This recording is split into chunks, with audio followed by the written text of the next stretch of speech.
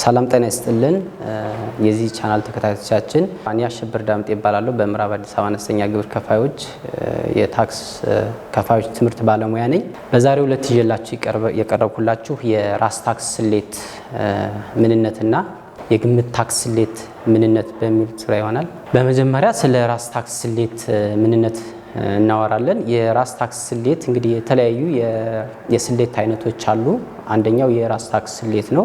ሁለተኛ የግምት ታክስ ስሌት እንዲሁም የስጋት ታክስ ስሌት አለ ማለት ነው። በእነዚህ መሰረት በዛሬው ዕለት በራስ ታክስ ስሌት ዙሪያ ስንወያይ የራስ ታክስ ስሌት ያው ስሙ እንደሚያመለክተው ራሱ ግብር ከፋዩ የሚያቀርበው የስሌት አይነት ነው ማለት ነው። ግብር ከፋዩ በመመሪያ ቁጥር 181 2015 ላይ በግልጽ እንደተቀመጠው ታክስ ከፋዩ በወቅቱ ታክሱን ባለስልጣን መስሪያ ቤቱ ባረቀቀው የታክስ ማስታወቂያ ላይ ታክሱን ያሳውቃል ማለት ነው። በዚህ መሰረት በወቅቱ ታክሱን የሚያሳውቀው የታክስ አይነት የራስ ታክስ ስሌት ይባላል ማለት ነው። ስለዚህ የሚያካትተው ዜሮ ማሳወቅን ጨምሮ ኪሳራ እንዲሁም በግብዓት ላይ በብልጫ የተከፈለ የተጨማሪ እሴት ታክስን ጨምሮ ያሳውቃሉ ማለት ነው። ስለዚህ የራስ ታክስ ስሌት ለማሳወቅ ምን ያካትታል ማለት ነው? አንደኛ ትክክለኛ የሂሳብ መዝገብ መጠቀም አለባቸው፣ የሂሳብ መዝገባቸውና ትክክለኛ መረጃ። ሁለተኛ ነገር ደግሞ በወቅቱ የግብር መክፈያ ወቅት አለ፣ በዛ በተሰጣቸው የግብር መክፈያ ወቅት ማሳወቅ አለባቸው ማለት ነው።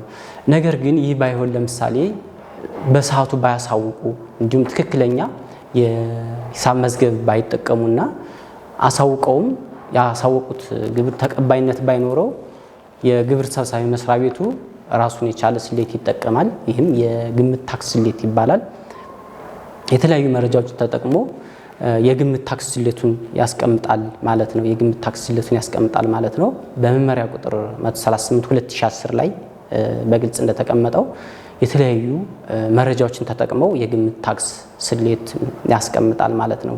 ይህ የግምት ታክስ ስሌት ተፈጻሚ የሚሆነው ምን ላይ ነው የሚለውን ስናይ ተፈጻሚነቱም በሰንጠረዥ ሀ ከመቀጠር የሚገኝ ገቢ ግብር ላይ ተፈጻሚ ይሆናል። እንዲሁም ሰንጠረዥ ላይ የቤት ኪራይ ገቢ ግብር፣ ሰንጠረዥ ሀመረሃ የገቢ ግብር ወይም ንግድ ትርፍ የሚባለው፣ እንደገና ደግሞ ሰንጠረዥ መ ልዩ ልዩ የሚባሉት ላይ ተፈጻሚ ይሆናል ማለት ነው። እያንዳንዳቸውን በእንትን ማየት እንችላለን። ለምሳሌ ይህ የግምት ታክስ ተፈጻሚ የሚሆነው ሰንጠረዥ ሀ ላይ ከመቀጠር የሚገኝ ገቢ ግብር ላይ ለምሳሌ ቀጣሪ መስሪያ ቤቱ በወቅቱ ባያሳውቅ የቀጠራቸውን ሰራተኞች የደሞዝ ገቢ ግብር በወቅቱ ባያሳውቅ የተለያዩ መረጃዎችን ተጠቅሞ ግብሩ በግምት ይሰራል ማለት ነው። ለምሳሌ ቀጣሪ መስሪያ ቤቱ ከዚህ በፊት ግብር የሚከፍል ከሆነ ያን መረጃ ማየት ይቻላል። ሁለተኛ ደግሞ ከቀጣሪ መስሪያ ቤቱ የተለያዩ መረጃዎችን በመጠየቅና ቀጣሪው ለተቀጣሪው የሰጠውን መረጃ ወይም የቅጥር ውል በማየት ሊሆን ይችላል እና እንዲሁም ሌሎች በተመሳሳይ ስራ ዘርፍ የሚከፍሏቸው የደሞዝ አማካይ የደሞዝ ገቢ ግብርን በማየት ሊወስኑ ይችላሉ ማለት ነው።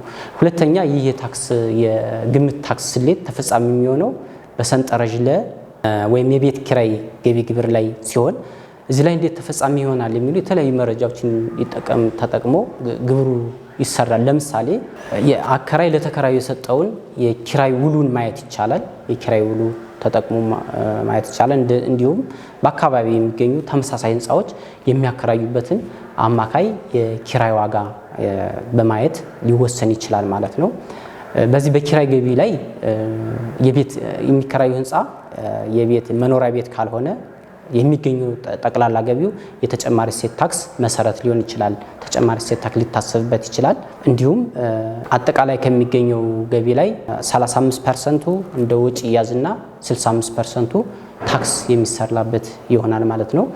ሌላ ይህ ግብር የስሌት አይነት ተፈጻሚ የሚሆነው በሰንጠረዥ ሀመርሃ ወይም የገቢ ግብር ትርፍ ግብር የሚከፈልበት ላይ ተፈጻሚ ይሆናል።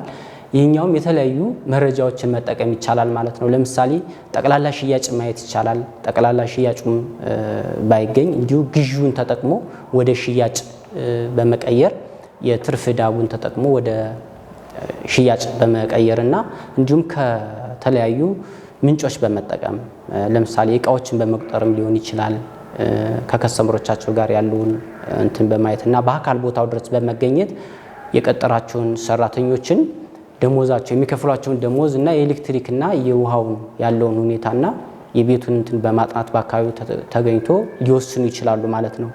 ይህም እዚህ ግብር አይነት ላይ እንዲሁ በሚገኘው ጠቅላላ ገቢ ላይ የተጨማሪ እሴት ታክስ መሰረት ሊወድቅበት ይችላል ማለት ነው። ይህም የስሌት አይነት እንግዲህ ቅጣትን ጨምሮ ወለድን ያጠቃለለ ይሆናል ማለት ነው። ሌላ ይህ ግምት ታክስ ስሌት ተፈጻሚ የሚሆነው መ የሚባለው ሰንጠረዥ መ ላይ ወይም ልዩ ልዩ የሚለው ላይ ተፈጻሚ ይሆናል።